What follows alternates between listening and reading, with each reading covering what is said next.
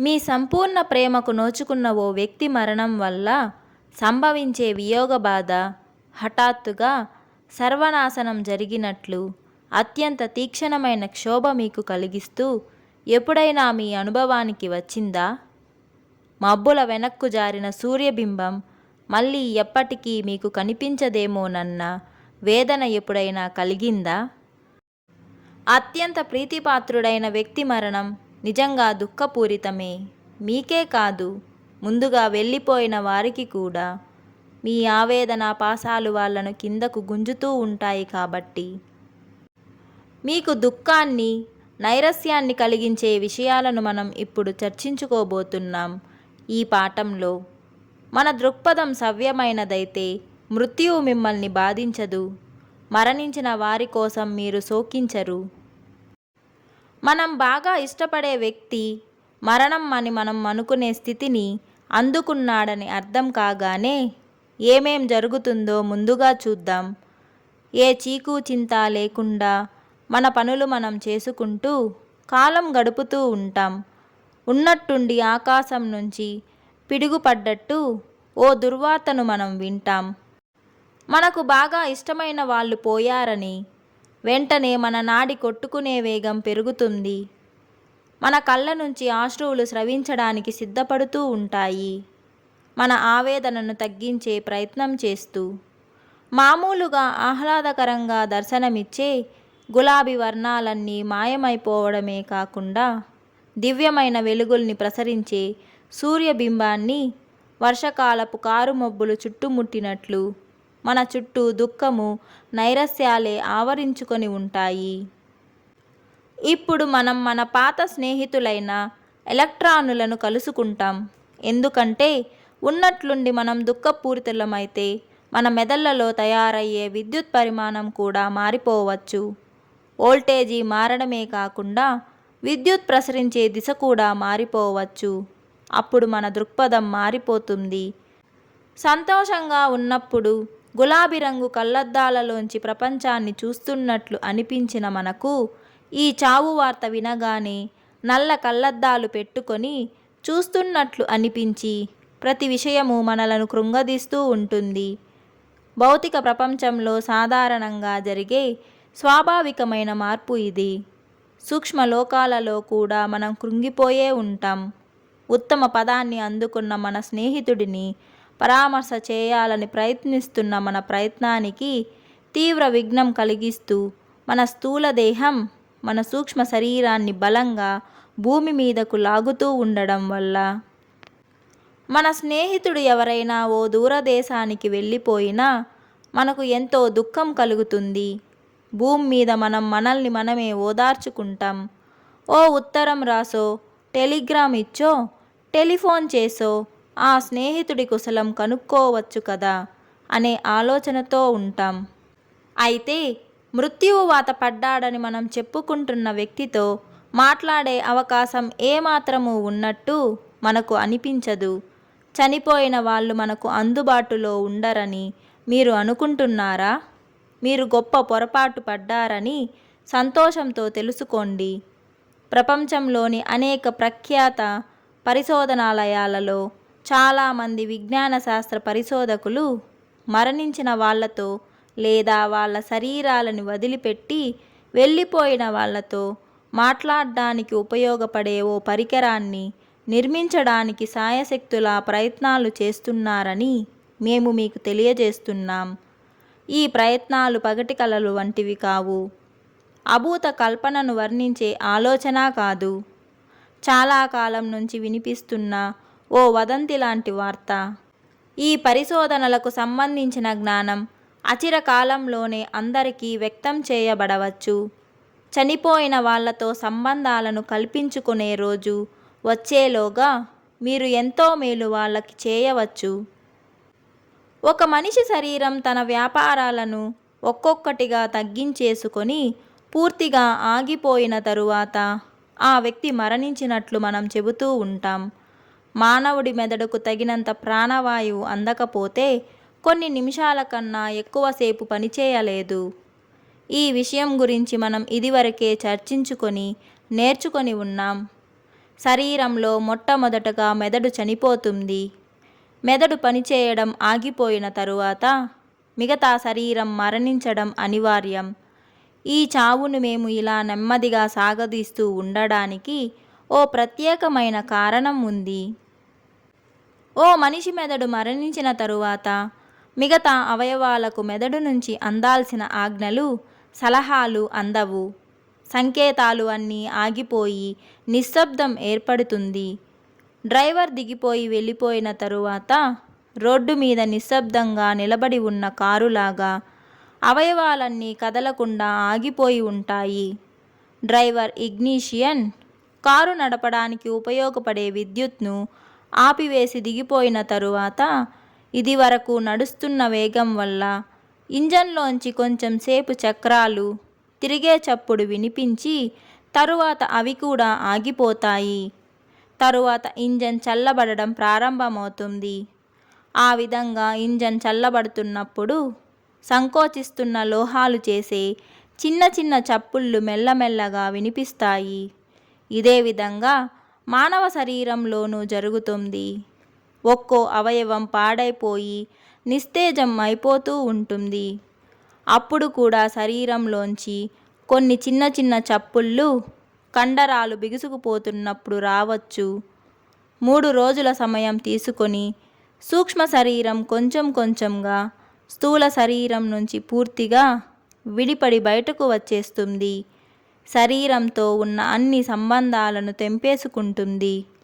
బొడ్డు ప్రేగును కత్తిరించిన తరువాత ఆ ముక్క మెల్లగా ఎండిపోయి రాలిపోయినట్లుగానే సూక్ష్మ స్థూల శరీరాలను కలుపుతూ ఉండే సిల్వర్ కార్డు కూడా నెమ్మదిగా తనలో తాను ఖర్చయిపోతుంది. ఈ విధంగా ఇంచుమించు 3 రోజుల పాటు కుళ్ళిపోతున్న స్థూల శరీరంతో పాటు సూక్ష్మ శరీరం దాని దరిదాపుల్లోనే దానితో కొంత సంబంధం పెట్టుకొనే ఉంటుంది.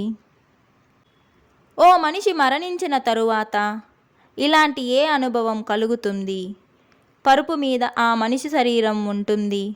మంచం చుట్టూ ఏడుస్తున్న బంధువులు, బహుశా కొందరు మిత్రులు నిలబడి ఉంటారు. గొంతులో ఓ బలమైన కుదుపుతో ఊపిరితిత్తుల్లోంచి మిగిలిన గాలి చివరిసారిగా బయటకు వస్తుంది. పళ్ళ మధ్య నుంచి బయటకు వెళ్ళిపోతుంది. గుండె గబగబా కొన్నిసార్లు వేగంగా కొట్టుకొని తడబడి వేగం తగ్గిపోయిన తరువాత ఒక్కసారిగా ఆగిపోతుంది శాశ్వతంగా. శరీరం మొత్తం చిన్న చిన్న ప్రకంపనాలు అక్కడక్కడ జరుగుతాయి. క్రమంగా శరీరం చల్లారిపోతుంది. సరిగ్గా చావు సంభవించే సమయానికి యోగ దృష్టి ఉన్నవారు స్థూల శరీరం నుంచి ఓ నీడలాంటి ఆకారం బయటకు రావడాన్ని గమనించవచ్చు. అలా బయటకు వచ్చిన ఆ మబ్బులాంటి సూక్ష్మ శరీరం లేత వెండి రంగుతో మెరుస్తూ ఆ గదిలో ఆ శవం మీదే వేలాడుతూ ఉంటుంది. స్థూల శరీరంతో కలిసే చోట్లో సిల్వర్ కార్డ్ మరీ ఎక్కువగా నల్లపడిపోయి ఉంటుంది. దాన్ని గమనించే వాళ్లకు స్థూల శరీరం నుంచి ఓ నల్లటి దుమ్ము పొగ సన్నదారగా పైకి వెళ్తున్నట్లు కనిపిస్తూ ఉంటుంది. చివరికి సిల్వర్ కార్డ్ స్థూల శరీరం నుంచి పూర్తిగా విడిపోతుంది. ఇక సూక్ష్మ శరీరం సూక్ష్మ లోకాలలోకి వెళ్ళడానికి సిద్ధపడి స్థూలం నుంచి స్వేచ్ఛను పొందుతుంది. కొత్త జీవితాన్ని అందుకోవడానికి సిద్ధంగా ఉంటుంది. వెళ్ళిపోయే ముందు ఓసారి కిందకు చూసుకుంటుంది. ఇంతకాలము తనకు వసతినిచ్చిన దేహాన్ని పరికించాల్సి ఉంటుంది. సాధారణంగా ప్రతి సూక్ష్మ శరీరం శవవాహకంతో పాటు శ్మశానం వరకు వెళ్ళి తన స్థూల దేహానికి జరిగే అంత్యక్రియలను స్వయంగా దర్శిస్తూ ఉంటుంది. నొప్పి, దుఃఖం, దిగులు ఏవీ ఉండవు. ఈ గ్రంథంలో మనం నేర్చుకున్న విషయాల లాంటి జ్ఞానం ఏదీ లేని ఆ సూక్ష్మ శరీరధారి ఓ గొప్ప దిగ్భ్రమణతో మొద్దుబారిపోయి ఏ అనుభూతులను పొందలేని స్థితిలో ఉంటాడు. గాలితో ఎగురుతూ ఉన్న ఓ గాలిపటం దారం రెండో చివరను పట్టుకొని పరిగెత్తూ వెళుతున్న పిల్లవాడిని అనుసరించే విధంగా, లేక దారంతో కట్టబడి ఉన్న ఓ బెలూన్ వెళ్తున్న కారును ఎలా అనుసరిస్తుందో సూక్ష్మ శరీరం తన స్థూల శరీరాన్ని అనుసరిస్తూనే ఉంటుంది. చివరికి సిల్వర్ కార్డ్ రాలిపోయిన తరువాత అందులో వెండి ఏమీ మిగిలి ఉండదు. అప్పటికి సూక్ష్మ శరీరం పూర్తిగా స్థూల శరీరం నుంచి వేరై పైకి వెళ్ళిపోతూ ఇంకో మరణాన్ని పొందడానికి సిద్ధపడుతూ ఉంటుంది. ఈ రెండో మరణంలో ఏమాత్రం కష్టము, నొప్పి ఉండదు. ఈ రెండోసారి జరిగే మరణానికి ముందే సూక్ష్మ శరీరధారి ఓ అతి విశాలమైన జ్ఞాపకాల మందిరంలోకి వెళ్ళి తన జీవితంలో జరిగిన అన్ని విషయాలను సింహవాలోకనం చేసుకోవలసి ఉంటుంది. అక్కడ మీ నేరాలకు శిక్ష విధించే వాళ్ళు ఎవ్వరూ ఉండరు. మీకు మీరే శిక్షలు వేసుకోవాల్సి ఉంటుందక్కడ. మీకన్నా గొప్ప కఠినమైన న్యాయ నిర్ణేతలు ఇంకెవ్వరూ ఉండరు. అక్కడ మీకు గర్వం కానీ దురహంకారం కానీ ఏమీ ఉండవు. మీరు చేసిన మోసాలు, భూమి మీద మీ అంతట మీరే నిర్మించుకున్న అబద్ధపు విలువలు అన్నీ అక్కడ మీ దృక్పథంలోకి వస్తాయి. భూమి మీద ఎంతో ధనాన్ని మీరు వారసత్వంగా వదిలిపెట్టేసి వచ్చినా, ఎంతో గొప్ప ఉద్యోగాలని చేసినా, గొప్ప గొప్ప వాళ్ళని మీరు అనుకునే వాళ్ళతో పెట్టుకున్న పరిచయాలు, సంబంధాలు ఎన్ని ఉన్నా మీరు నిజంగా అంత ఉత్తములు మాత్రం కారనే విషయం మీకు అక్కడ స్పష్టంగా అర్థమవుతుంది. అనేక పర్యాయాలలో అత్యంత వినయశీలురు అతి పేదవాళ్ళకే ఈ జ్ఞాపకాల మందిరంలో చక్కటి తీర్పు లభిస్తుంది. మిమ్మల్ని మీరు జ్ఞాపకాల మందిరంలో చూసుకున్నాక మీరు మరో లోకంలోని ఓ ప్రదేశాన్ని మీకు తగినదిగా మీరే నిర్ణయించుకొని అక్కడికి వెళ్తారు. మీరు నరకానికి వెళ్ళరు. నరకం భూలోకంలోనే ఉందని మేము చెప్పే మాటను నమ్మండి. ఆ నరకమే మన జ్ఞానాన్ని ఆర్జించే పాఠశాల, భూలోకం మీద మన జీవితం. పాశ్చాత్య దేశాలలోని గొప్ప రహస్య విద్యావేత్తలు, గొప్ప వేదాంతులు, గొప్ప గురువులు తమ పేరును ప్రచారం చేసుకోకుండా ఉండేవాళ్ళు. తమ నిజనామాలను అందరికీ బహిర్గతం చేస్తే కలిగే ప్రమాదాన్ని దృష్టిలో ఉంచుకొని జీవించేవారు. ఎందుకంటే మన పేరులో గొప్ప శక్తి ఉంది. మన పేరును ఒక్కసారి స్పష్టంగా ఉచ్చరిస్తే ఆ మాటలో జన్మించే తరంగాల నాదశక్తి వల్ల ఆ పేరున్న వ్యక్తి ఎక్కడ ఉన్నా బలవంతంగా తిరిగి మళ్ళీ భూమి మీదకు రావాల్సి ఉంటుంది. తూర్పు దేశాలలోని కొన్ని చోట్లలో, కొన్ని పశ్చిమ దేశాలలో కూడా దేవుడిని ఎవరి పేరును మనం పలకకూడదో ఆయన అని వర్ణిస్తూ ఉంటారు.